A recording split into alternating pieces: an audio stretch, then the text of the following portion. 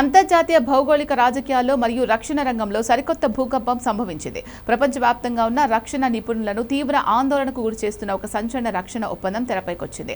మన శత్రు దేశమైన పాకిస్తాన్, నాటో సభ్య దేశమైన టర్కీ మరియు ప్రపంచంలోనే అత్యంత ధనిక ఇస్లామిక్ దేశమైన సౌదీ అరేబియా, ఈ మూడు దేశాలు కలిసి ఒక త్రైపాక్షిక రక్షణ ఒప్పందంపై సంతకాలు చేశాయి. అంతర్జాతీయ మీడియా దీనిని ముస్లిం నాటోగా అభివర్ణిస్తోంది.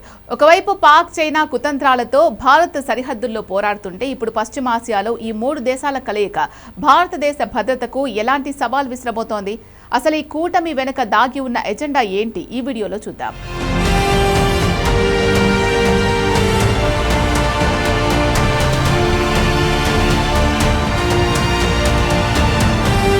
నిజానికి పైకి చూస్తే Red Sea, Bab el Mandeb మరియు హర్ముజ్ జలసంధి వంటి అంతర్జాతీయ నౌకాయాన మార్గాలను, సముద్ర వ్యాపారాన్ని రక్షించుకోవడానికే తాము ఈ ఒప్పందం చేసుకున్నట్లు ఈ మూడు దేశాలు ప్రకటించాయి. కానీ రక్షణ నిపుణుల విశ్లేషణ ప్రకారం దీని వెనుక ఉన్న అసలు వ్యూహం వేరే ఉంది.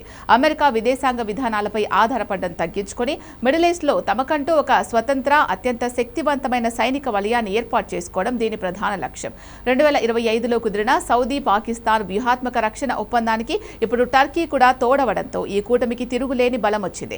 టర్కీ యొక్క అధునాతన డ్రోన్ సాంకేతికత, పాకిస్తాన్ యొక్క భారీ సైనిక, మానవ వనరులు మరియు సౌదీ అరేబియా యొక్క అపారమైన ఆర్థిక సంపద, ఈ మూడు కలిస్తే ఒక ప్రమాదకరమైన సైనిక శక్తిగా మారే అవకాశం ఉంది అనేది నిపుణుల హెచ్చరిక. ఈ కూటమి ఏర్పాటు వెనుక ఇస్లామిక్ ప్రపంచంలో అగ్రనాయకత్వం వహించాలి అనే స్వార్థం కూడా దాగి ఉంది. టర్కీ అధ్యక్షుడు రీసెప్ తయ్యిప్ ఎర్డోగాన్ చాలా కాలంగా ముస్లిం ప్రపంచానికి తానే సుప్రీం లీడర్ కావాలని కలలు కంటున్నారు. ఇందుకోసమే 57 దేశాలున్న ఆర్గనైజేషన్ ఆఫ్ ఇస్లామిక్ కోఆపరేషన్లో పాకిస్తాన్ సాయంతో తన పట్టును పెంచుకోవడానికి టర్కీ పావులు కదుపుతోంది.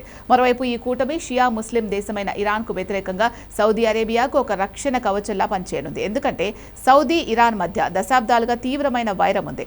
ఈ ముస్లిం నాటో వల్ల పశ్చిమాసియాలో మరియు గల్ఫ్ దేశాలలో రక్షణ సమతుల్యత పూర్తిగా మారిపోయే ప్రమాదం ఉంది.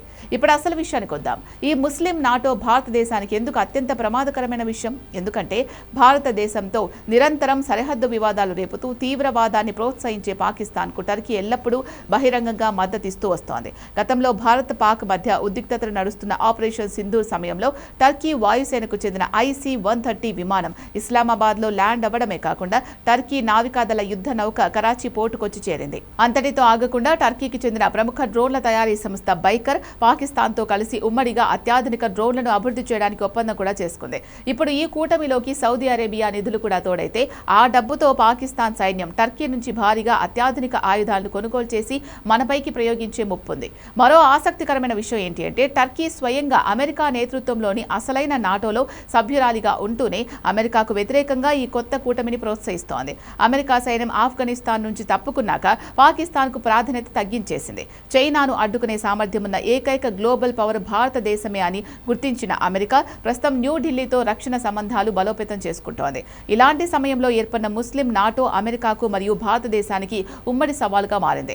అయితే భారతదేశం చేతులు కట్టుకొని కూర్చోలేదు. సౌదీ అరేబియాతో భారత్కున్న అద్భుతమైన దౌత్య, ఆర్థిక సంబంధాలను ఉపయోగించి పాకిస్తాన్ ఆటలు సాగకుండా ఇండియా ఇప్పటికే బ్యాక్ ఛానల్ డిప్లొమసీని ప్రారంభించింది. ఒకవైపు పాక్, చైనా సరిహద్దుల్లో కవ్వింపులు, మరోవైపు పాక్, టర్కీ, సౌదీల ముస్లిం నాటో కూటమి. శత్రువులు ఎంతమంది ఏకమైనా నేటి నవ భారతాన్ని డిఫెన్స్ రంగంలో ఎదుర్కోవడం అంత సులువు కాదు.